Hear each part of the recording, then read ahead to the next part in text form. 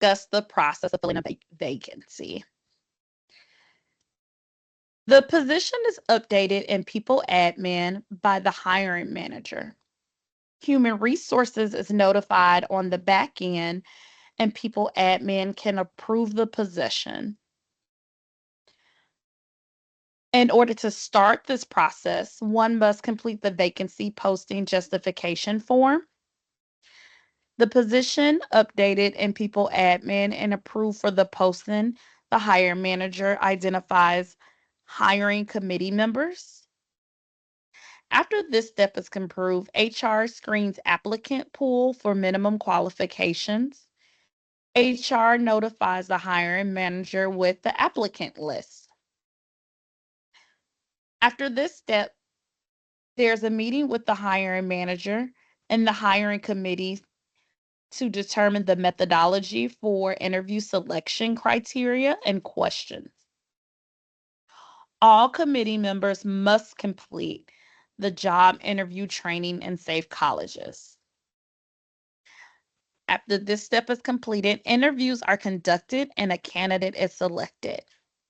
Human Resources hiring proposal submitted also completes the reference checks, compensation analysis is performed, and the offer is extended to the candidate.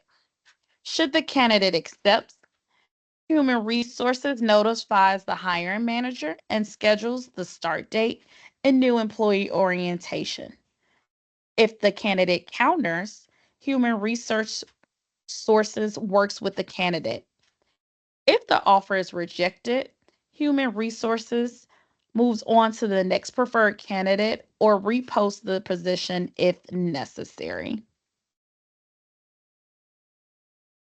Important considerations in hiring. Human Resources works with the supervisor throughout the hiring process. This is important as it recognizes and reduces biases, ensures that interviewers attend bias workshops. Human Resources ensures that there is a diverse hiring committee and work in collaboration with the hiring committee and hiring manager to determine the methodology for the applicant interviewing pool.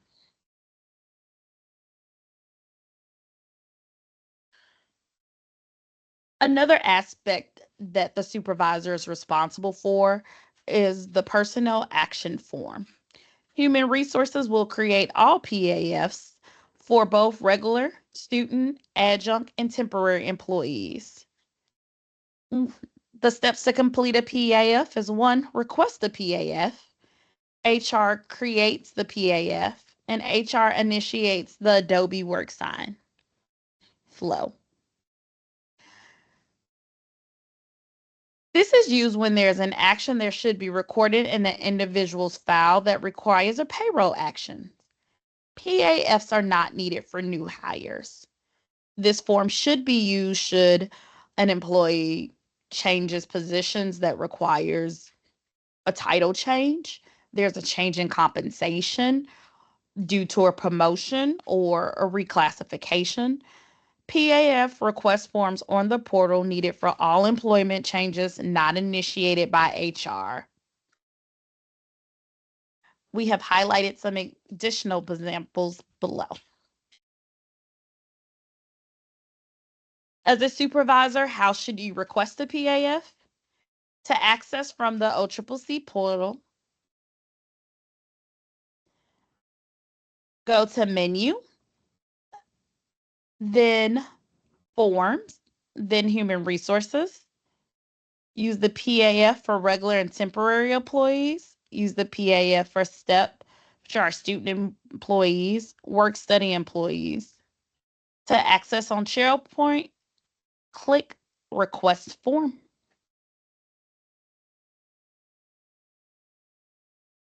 Next, we're going to transition to Family Medical and Leave Act, also known as FMLA. According to the U.S. Department of Labor, FMLA is designed to help employees balance work and family, promote stability and economic security, equal employment opportunities, and accommodate legitimate interests of employers. The supervisor's responsibility is to be attentive to employee circumstances. An employee may state directly that they are in need of FMLA, in which you would contact HR.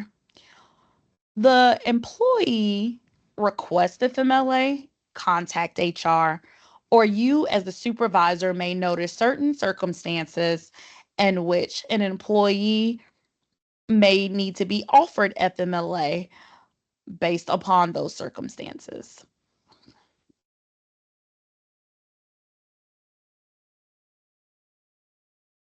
When thinking about do's and don'ts regarding FMLA, do notify HR if it appears an employee will qualify for FMLA. Don't get involved in employee medical issue or family circumstances. Do await communication from HR regarding approval and denial of FMLA leave. Don't discourage the employee from taking FMLA leave. Do continue to record employees' absences and leave. Don't request that an employee work during FMLA leave. Do contact HR about any questions that you may have regarding the FMLA process. Don't retaliate against an employee for taking FMLA leave. We want to encourage employees with legitimate interests to do so, to take FMLA leave if they qualify and if it's a necessity for them, to avoid any complaints of retaliation, which we'll learn about more during this presentation. Now, it's time for a knowledge check. FMLA reflective question. As a supervisor, what step would you take if you receive the following email? I'm going to give you a few seconds to read it.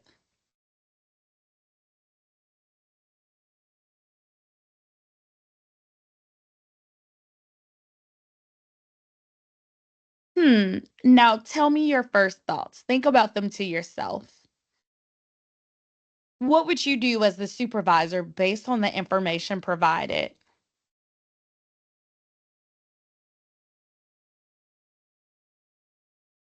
That's right. I hope you said contact HR regarding the extension of FMLA leave. Even if an individual's Even if an employee does not qualify for FMLA, that does not mean they do not qualify for leave. They may qualify for leave under the Americans with Disabilities Act, which you'll learn about later on in this presentation. Good job.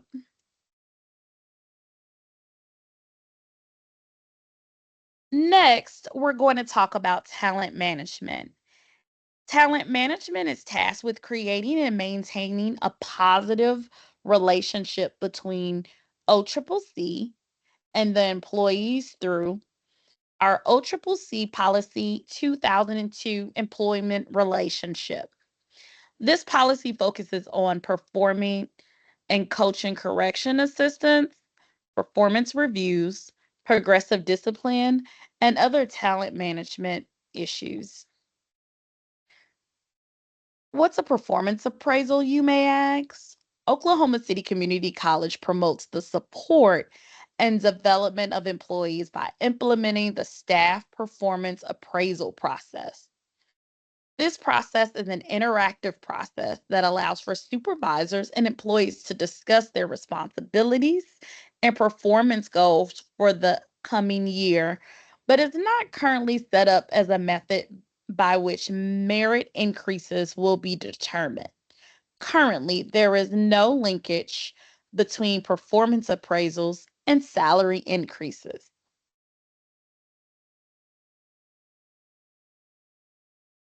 90-day introductory period.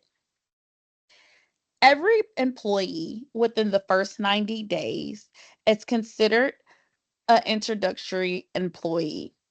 During this time frame, employees receive ongoing guidance and feedback from their supervisors. This transitions into engagement, reflection, and innovation. If an employee does not receive a rating of met requirements at the end of the introductory period, the employee may be given additional time in 30-day increments to achieve acceptable job performance. Employees receive ongoing guidance and feedback from supervisors regarding job performance. One important thing to note is that 90 days is based on calendar days, not business days. So, once an employee hits 91 days, regardless of the feedback on the introductory uh, evaluation, an employee is considered to be a regular employee if the extension of 30 days or termination is not performed prior to the 90th day.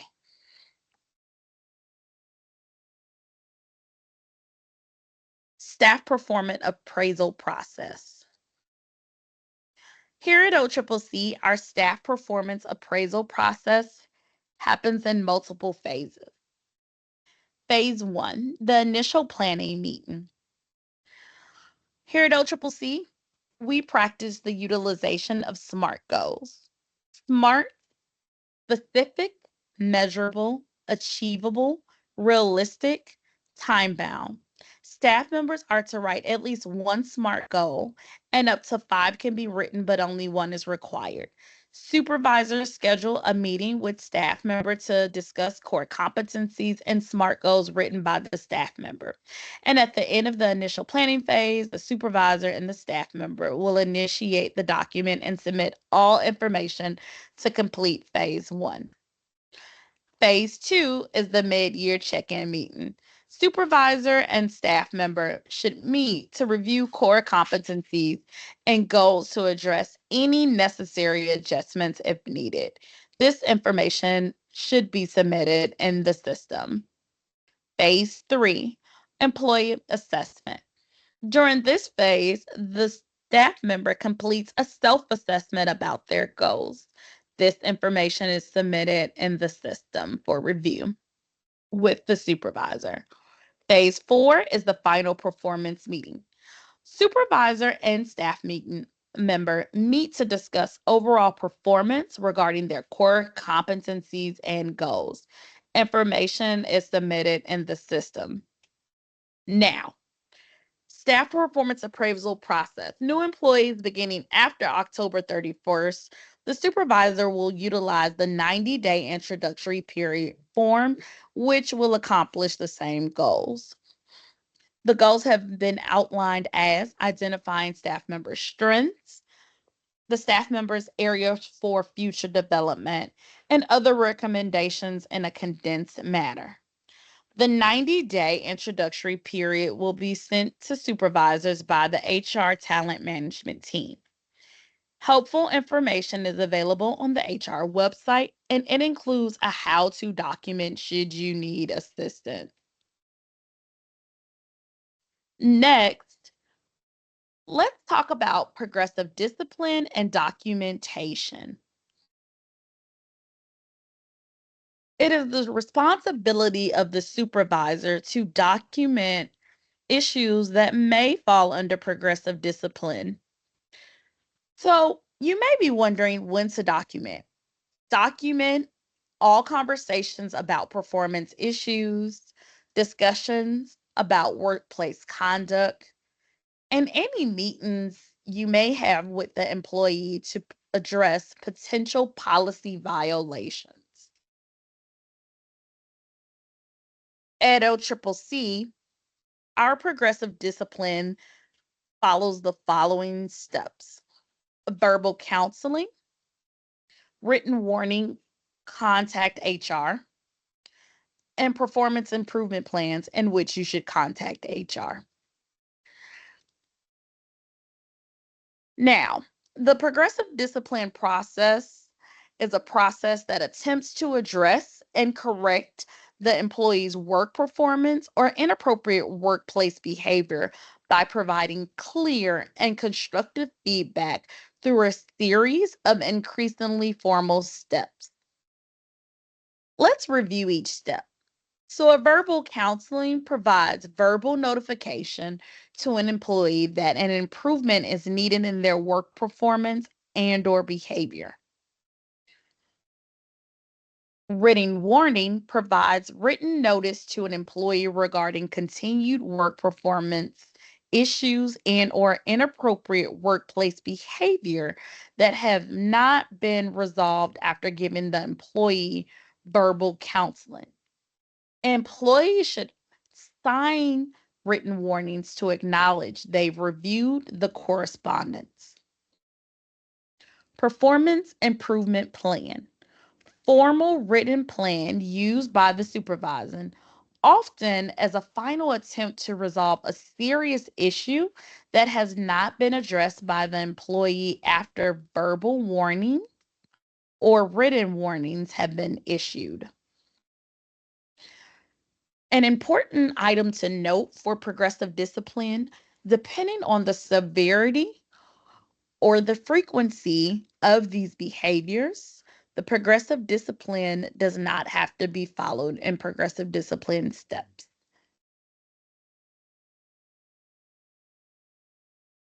We would like to provide you with tips for documenting performance. We want to ensure that the documentation is timely.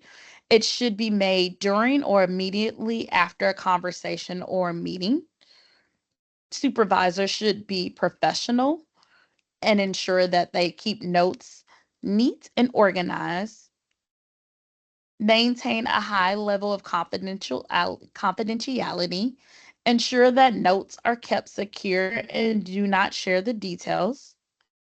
Ensure that all notes are accurate, only what was said, confirm details as needed, and avoid speculation.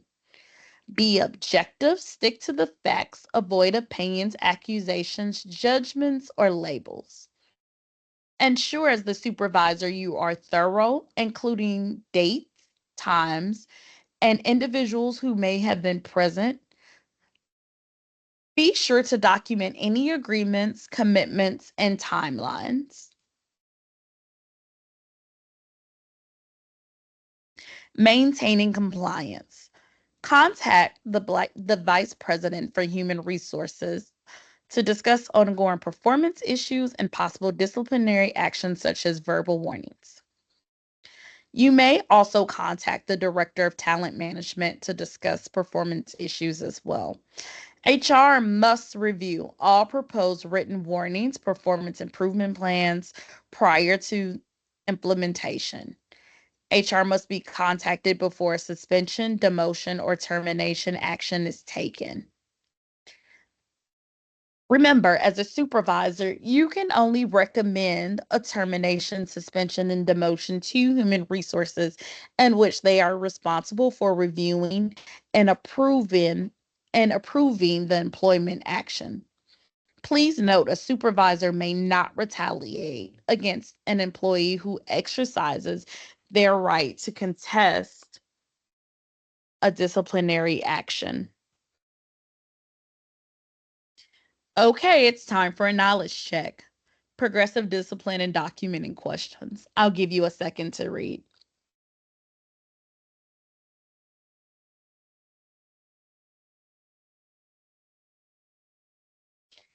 Okay, what could Max do? Max has been supervising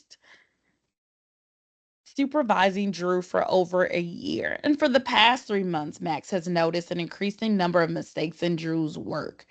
Max feel it may be time to initiate the discipline process. Max could start with absolutely a verbal counseling, or he may start with a written warning depending on the severity of Drew's actions. Great job. Talent management. Points of contact. Camille McGinnis serves as OCCC's Director of Talent Management. She can be reached at camille.a.mcginnis@occc.edu. Next, we're going to discuss Americans with Disability Act. The Americans with Disability Act is a federal civil rights law that prohibits discrimination against individuals with disabilities in all areas of public life, including employment. It is the responsibility of the employer to offer reasonable accommodations to all individuals if they qualify for and require an accommodation to apply for and perform the essential functions of their jobs. Key takeaways from what I just shared essentially is a qualified individual with a disability, a person who meets a legitimate skill, experience, education, or requirements of an employment position with or without an accommodation. A reasonable accommodation is defined as the change in work environment or the way things are customarily done that enables an individual with a disability to enjoy equal employment opportunities. And an undue hardship is employers are not required to accommodate that would to offer an accommodation that would impose an undue hardship on the operation of the employer's business. Actions requiring significant difficulties determined on a case by case basis.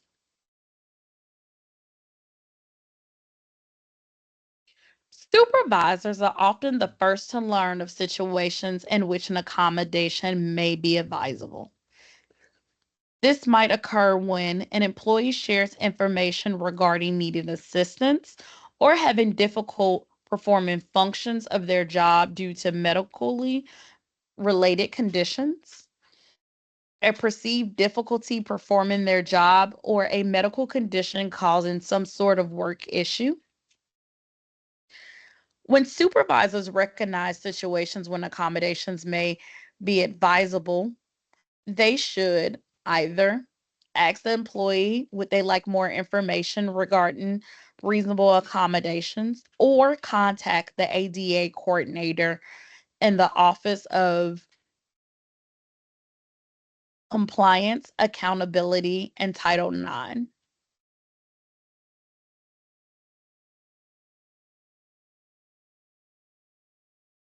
Let's talk about do's and don'ts for supervisors regarding their responsibility with ADA. Do continue to monitor and record any performance challenges and absences per the policy. Don't ask about or get involved with medical issues regarding the employee. Do contact HR if you have concerns or need clarification about the implementation of an accommodation. You may also contact the Office of Compliance, Accountability, and Title IX. Don't assume an employee has a disability, nor ask them if they have a disability. Although you're responsible for identifying situations in which an employee may need an accommodation, it is not your responsibility to ask them if they have a disability, nor assume that they have a disability. Okay, it's time for a reflection question. How do you see your role as a supervisor in the ADA process? I'll give you a few minutes to think about it.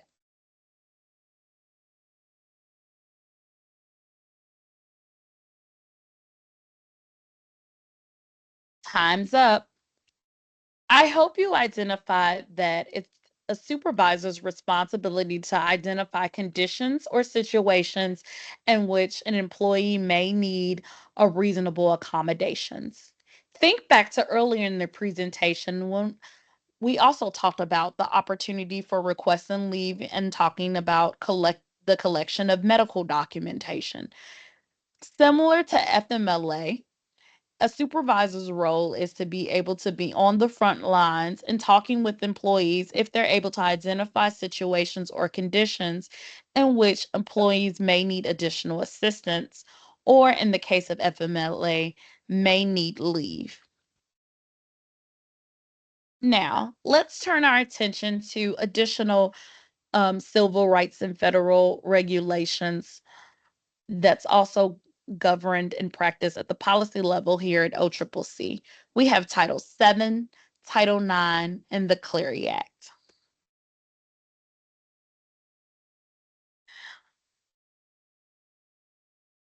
Through OCCC Policy 1012 covers equal opportunity and the educational amendments of 1972.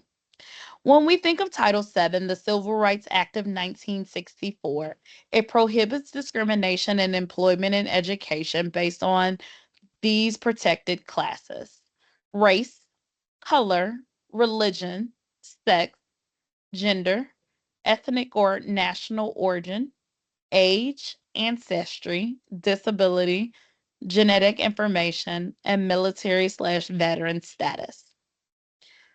Title IX, the Educational Amendments of 1972, prohibits discrimination on the basis of sex in employment and educational settings to include sexual harassment, sexual assault, dating violence, domestic violence, stalking, other civil rights offenses, including sexual exploitation, threatening or causing physical harm, hazing on the basis of sex, and bullying.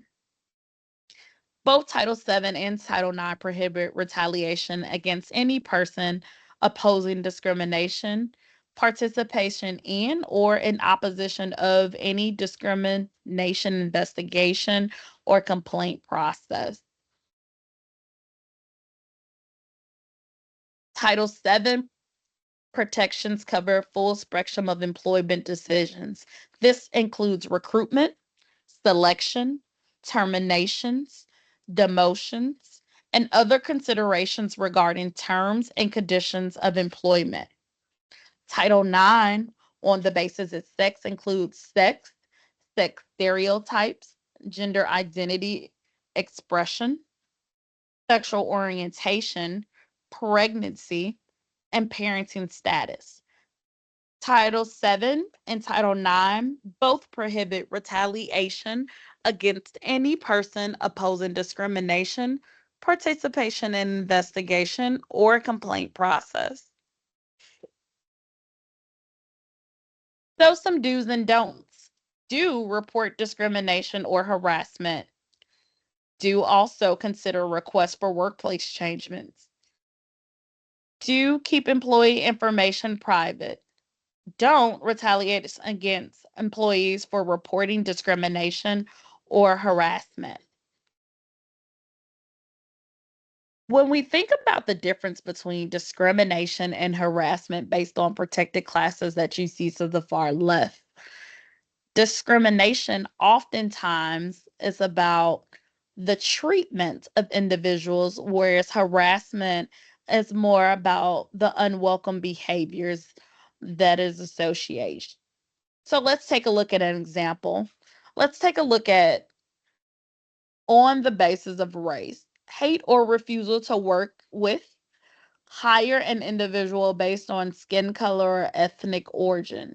Harassment based on race looks like unwelcome behavior that take place because of an individual's race.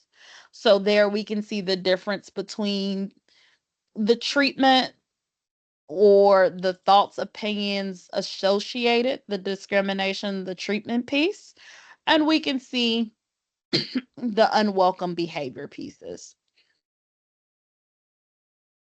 Okay, it's time for a reflection question. Let's take a look at scenario B. I'll give you a few seconds to look at that.